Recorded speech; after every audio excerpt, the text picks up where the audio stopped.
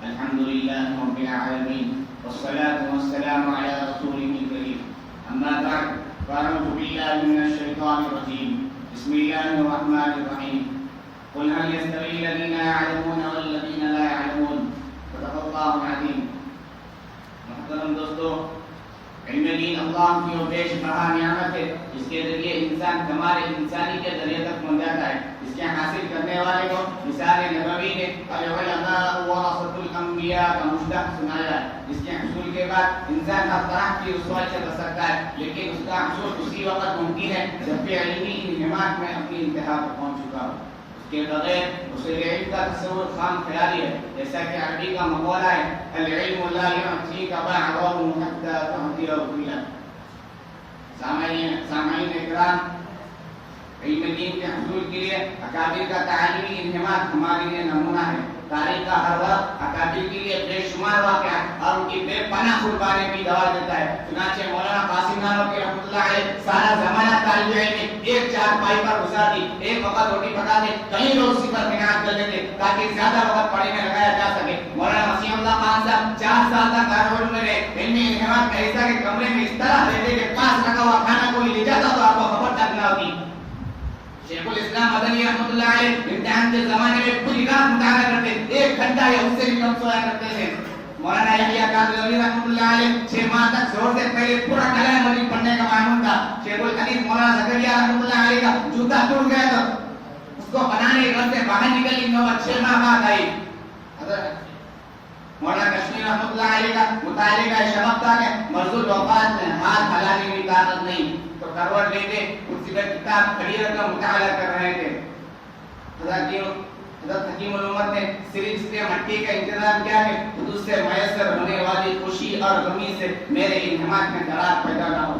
ارے قربان جاؤں، مدر ادریس کاندھلوی رحمۃ اللہ علیہ کا راستے میں چلتے چلتے کئی احادیث کی اشارہ کر رہے تھے اور اکثر بے ہوش ہوتے، جو یہ ہو جاتا تو مطالعے مشغول ہو جاتے. ارے دیکھو مفتی شفیع صاحب کے علمی انہماک کے نتیجے کو، شیخ عبد القادر رائے پور رحمۃ. ارے دیکھو مفتی شفیع صاحب کے علمی انہماک کے نتیجے کو کہ کتب خانے کی ساری کتابیں پڑھ ڈالی. شیخ عبد القادر رائے پور رحمۃ اللہ علیہ جب داخلے کے لیے دارالعلوم پہنچے تو محتمین صاحب نے فرمایا یہاں کھانا نہیں مل سکتا. تو رائے پوری رحمۃ اللہ علیہ نے فرمایا حضرت میں کھانے کا طالب علم نہیں ہوں، علم میرا مقصد ہے بس وہ پورا ہو جائے. کھانا تو میری ضرورت ہے، پوری ہو یا نہ ہو. محققین نے سچ فرمایا لو کان العلم یحصل بالمنى ما كان في البرية جاهل. حضرت یوسف بن نوری رحمۃ اللہ علیہ درپیش مسئلے میں ایسے منفرد ہوئے تھے کہ دریافت کے بغیر چین کی ساتھ نہ رہے. اللہ اکبر، سلام ان کی علمی انہماک پر. چنانچہ یہی وہ لوگ تھے جو اعمقهم علما واقلهم تکلفا کے عمل کا تفسیر تھے. حضرات گرامی، میں کس بات کا رونا رہوں گے آج کے طالب علم پر جن میں اکابرین کے علم انہماک کا حوصلہ عشی بھی نہیں.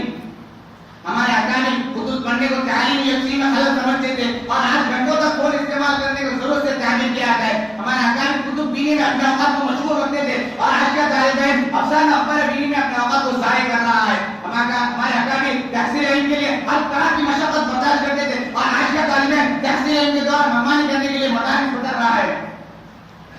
ہمارے اکابر کو مطالعے سے فرصت ہی نہ ملتی تھی اور آج کے طالب علم کو مطالعے کا موقع ہی کبھی کبھی ملتا ہے.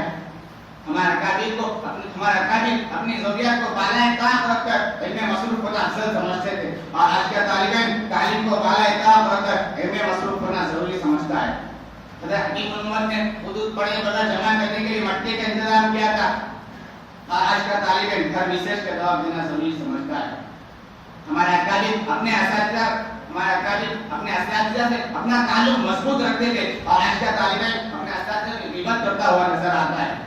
لہذا آج ضرورت ہے اس بات کی ہم اپنے اخلاق کو نمونہ بنائیں، اخلاق و اعمال کو درست کریں. امام احمد بن حنبل کے قول اطلب العلم الی ان تدخل القبر کو مقصد حیات بنا کر اصول علم کے لیے کمر بستہ ہو جائیں.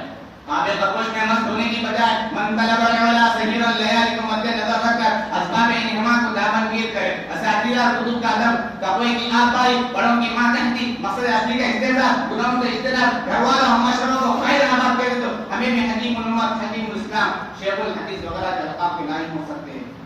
جو خواب ہمارے اکابر نے دیکھا تھا اس کو ہم شرمندہ تعبیر کر سکتے ہیں. لو كان العلم يحصل بالمنى ما كان في بغي الرجال. واخر دعوانا